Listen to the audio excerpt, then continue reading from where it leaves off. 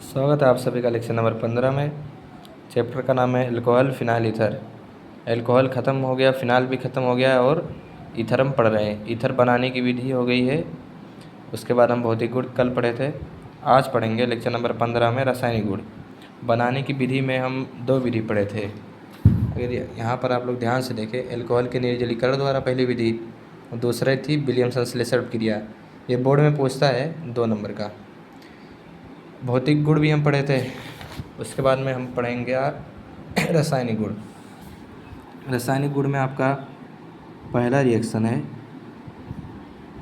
Hydrogen halide. Hydrogen halide HX। पहला reaction क्या है रासायनिक गुण में? Hydrogen halide HX। ध्यान से देखना, हम रासायनिक गुण किसके पढ़ रहे हैं? ईथर के। किसके? ईथर के रासायनिक गुण पढ़ रहे हैं। ईथर का सूत्र क्या है? CH3O CH3। इसे हम कहते हैं ईथर। तो ईथर ले लो यहाँ पर CH3 single bond O, single bond में CH3 प्लस HX। यहाँ पर H ले लो। X के स्थान पर हम ले सकते हैं Cl ले लो, Br ले लो, चाहे I ले लो, चाहे F ले लो।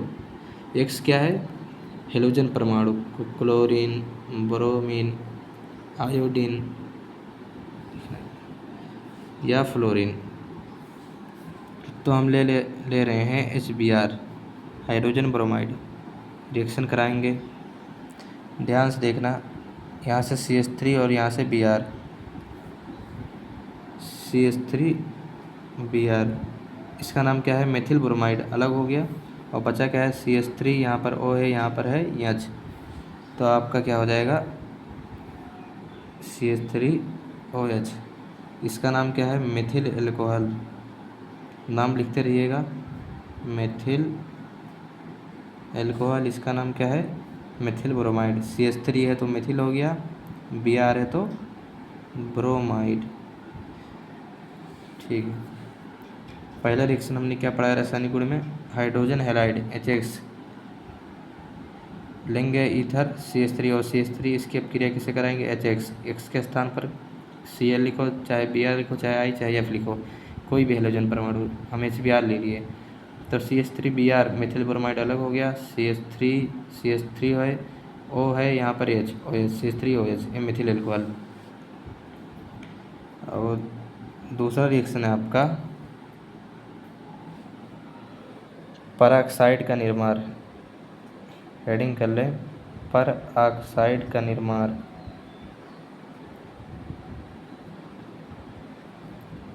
परऑक्साइड का निर्माण, परऑक्साइड का निर्माण। इसमें हिंदी लिख लें,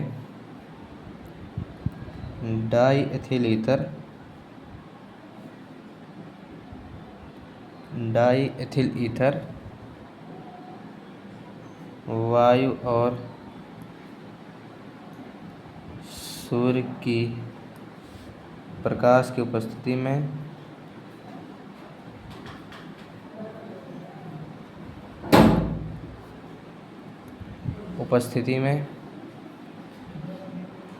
वायु और सूर्य के प्रकाश की उपस्थिति में O2 से अभिक्रिया करके, O2 से अभिक्रिया करके, O2 क्या है? ऑक्सीजन से अभिक्रिया करके भयंकर विस्फोट करता है, भयंकर विस्फोट करता है। परऑक्साइड का निर्माण, इसमें क्या है? डाई एथिल ईथर वायु और सूर्य के प्रकाश की उपस्थिति में ऑक्सीजन से अभिक्रिया करके भयंकर विस्फोट करता है। डाई एथिल ईथर का सूत्र क्या है? एथा मेथिल ईथर। देखो CH3O CH3, die ethyl ether में क्या हो जाएगा? CH3 CH2, सिंगल बॉन्ड में हो, सिंगल बॉन्ड में CH2 CH3। किससे अभिक्रिया कराना है? O2 से। उपस्थिति किसकी है? सूर्य के प्रकाश की, यानी सनलाइट, और एयर, हवा की, वायु। ध्यान से देखना आप लोग, यहाँ तक सेम लिखेंगे, CH3 CH2 CH3 CH2 single bond में O, सिंगल बॉन्ड में हमारा हो गया। उसके बाद में सिंगल बॉन्ड में यहाँ तक हो गया। यहाँ पर देखो ध्यान से देखना, डबल एच है, एक एच को कर देंगे ऊपर, CH2 नहीं लिखेंगे, एक एच को हम कर दिए ऊपर। आया समझ में? देखो CH3 CH2O यहाँ तक तो सेम है। यहाँ पर हमने लिख लिया CH, 2 एच था, एक एच को हमने ऊपर कर लिया, इतना हो गया। यहाँ पर 2 O है, यहाँ पर एक O जोड़ो, सिंगल बॉन्ड में O जोड़ दो, फिर सिंगल बॉन्ड में ये भी ख़त्म, बचा है CH3, इतना हो गया।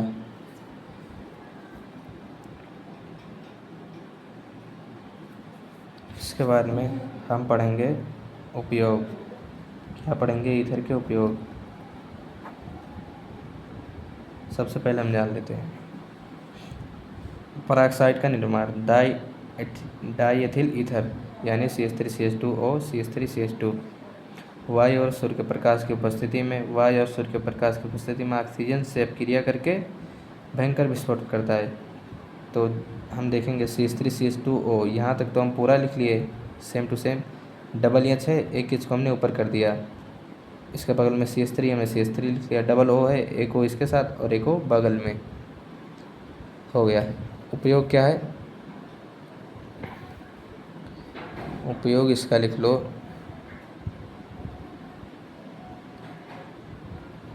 सर्जरी। पहला उपयोग लिख लो, सर्जरी या ऑपरेशन के दौरान, सर्जरी या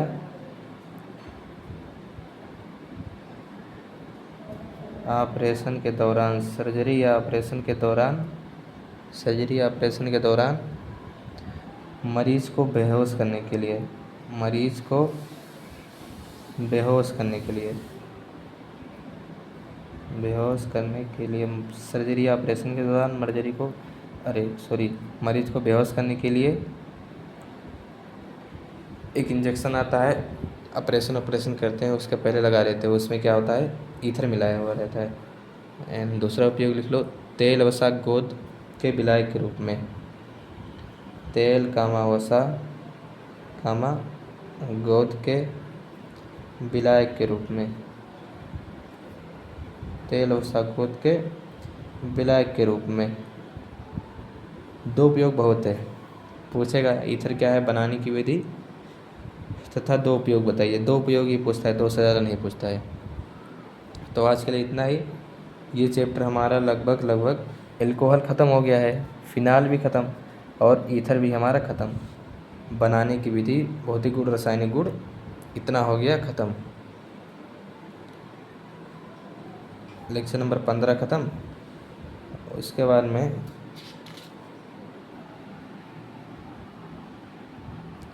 लेक्चर नंबर 15 हमारा हेलो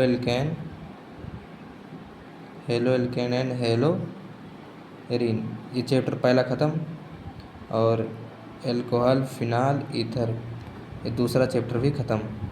तीसरा चैप्टर हम शुरू करेंगे aldehyde ketone, LDHOID, aldehyde and ketone, इसको शुरू करेंगे हम तीसरा चैप्टर। लेक्चर नंबर 15 हो गया है। आप लोग एक काम करना, रिवीजन कर लेना। सबसे पहले तो एल्कोहल का बनाने की विधि, भौतिक गुण, रासायनिक गुण, ऊपर से फिनाल का भी, ईथर का भी। उसके बाद में तब ये चैप्टर बढ़िया से समझ में आएगा।